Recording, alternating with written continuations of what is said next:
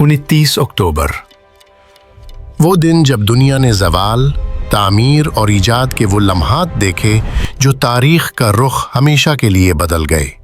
1929 میں black Tuesday کے نام سے مشہور دن آیا جب وال سٹریٹ کریش ہوا۔ لمحوں میں دولتی تباہ ہو گئیں اور دنیا عظیم معاشی بحران میں داخل ہو گئی، جو جدید تاریخ کا سب سے اندھیرا دور تھا۔ 1923 میں جمہوریہ ترکی کا باضابطہ اعلان ہوا۔ مصطفیٰ کمال اتا ترک نے پہلے صدر کے طور پر قوم کی قیادت کی، ایک نئے دور کا آغاز جس نے ترکی کو اصلاحات اور آزادی کی راہ پر گامزن کیا۔ اور 1959 میں پہلی بار 2 کمپیوٹرز کو ارپانیٹ کے ذریعے جوڑا گیا۔ یہ وہ لمحہ تھا جس نے انٹرنیٹ کی بنیاد رکھی، جو آج پوری دنیا کو آپس میں جوڑے ہوئے ہے۔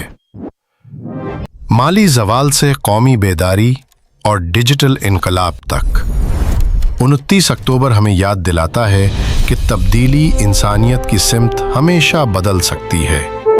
We need your support to grow and bring you more stories. Please like, share, and subscribe to our channel.